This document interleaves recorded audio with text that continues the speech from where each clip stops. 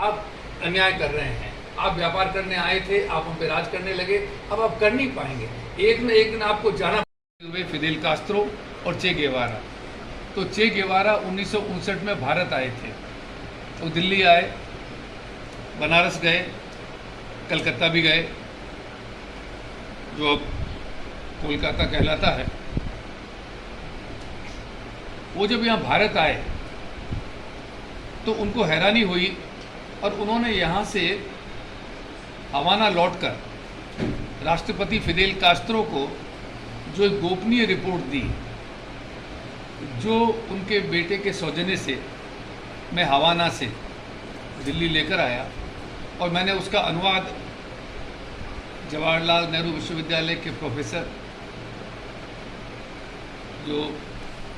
स्पेनी भाषा के जानकार थे, क्योंकि वो रिपोर्ट स्पेनी भाषा में थी, उसका उन्होंने अनुवाद किया, प्रभाती नौटियाल जी ने। उस रिपोर्ट में चे गेवारा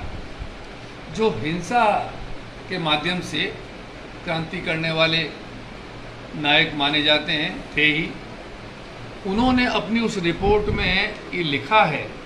कि मुझको यहाँ भारत आकर के पता चला कि ये जो आज़ादी है ये सत्याग्रह के जरिए ली गई, यानी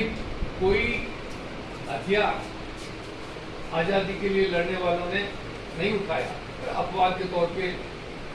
कुछ समूह थे जिन्होंने ये माना कि हथियारों से भी लड़ा जा सकता है, लेकिन इतिहास बताता है कि आज़ादी हमें हिंसक गतिविधियों से नहीं मिली, वो अहिंसा से मिली, गांधी जी की वजह से मिली। उसका प्रमाण मैंने आपको बताया कि लंदन में जो या भारत के अलावा सारी दुनिया के देशों में जो गांधी जी के बुत लगे हुए हैं, उसका प्रमाण है कि गांधी जी को 20वीं सदी के इतने बड़े नेता और नायक के रूप में माना गया, इसलिए कि उन्होंने आज़ादी की लड़ाई बिना हथियार की। भाई जरा आप ये बना लेना बड़ा,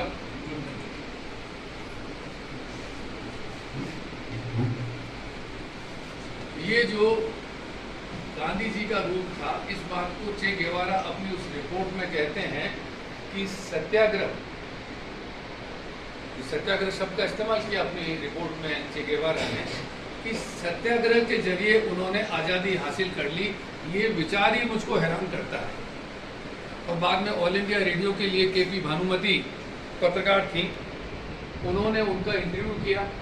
केपी भानुमति से मैं मिला था, वो इस दुनिया में नहीं है। जब मैं लौट के आया क्यूबा से, उनसे मिला, उनके चे गेवारा का इंटरव्यू कर रही थी ऑल इंडिया रेडियो के लिए। तो उस इंटरव्यू में वो किताब छपी है नेशनल बुक ट्रस्ट से, उस किताब में चे गेवारा ये कहते हैं कि हमारे यहाँ जो हमने लड़ाई लड़ी आज़ादी के लिए, उसमें बंदूक का जवाब बंदूक ही हो सकता था। हमने कभी सुना ही नहीं था, हमने कल्पना ही नहीं की थी कि लड़ाई बिना बंदूक के भी लड़ी जा सकती है आज़ादी की। और आप सोच सकते हैं कि उस ज़माने में जब संचार के इतने साधन नहीं थे, कहाँ क्यूबा कहाँ भारत, आज तो पलक झपकते आपको चीज़ें पता चलती हैं दुनिया में क्या हो रहा है क्या नहीं हो रहा है। लेकिन उस दौर में अगर वो कहते हैं तो मानना चाहिए कि उन तक की बात पहुंचने में कि हम लोग किस तरीके से यहाँ पे अंग्रेज़ों से लड़ रहे थे, उनको वक्त लगा और उनको यहाँ आके समझ में आया कि सचमुच बिना हथियारों की लड़ाई लड़ी, और वो लड़ाई जो थी वो गांधी जी ने लड़ी। गांधी जी जो है उन्होंने उसकी अगुवाई की और उन्होंने कहा ठीक है, कई लोग हमारे मारे गए, हिंसा की अंग्रेज़ों ने, जलियांवाला बाग का जो कांड है सब लोग जानते हैं, और भी जेलों में किस तरीके से यातनाएं दी गई। लेकिन ये सारी चीज़ें गांधी जी कहते थे कि उनके मन पर ये असर डालती हैं कि हम आखिर इतने बड़े मुल्क में ये मुट्ठी भर लोग क्यों राज कर रहे हैं और कब तक करेंगे। और जो दलील हम उनके मन में, उनके दिल में पैदा करना चाहते हैं वो ये है कि बिना उनको दुश्मन माने हुए, क्योंकि आदमी आदमी के साथ भाईचारा करे, ये गांधी जी का सबसे बड़ा सिद्धांत था। हम तो दुश्मन नहीं है वो लोग, उनमें अकल नहीं है, वो समझ नहीं पा रहे हैं। वो यहाँ व्यापार करने के लिए आए थे,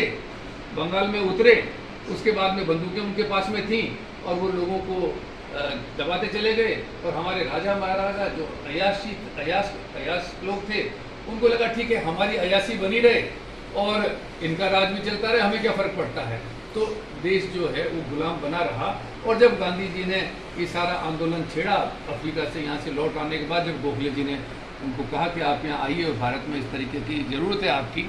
तो गांधी जी ने कहा कि ये लड़ाई हमें दिल जीत करके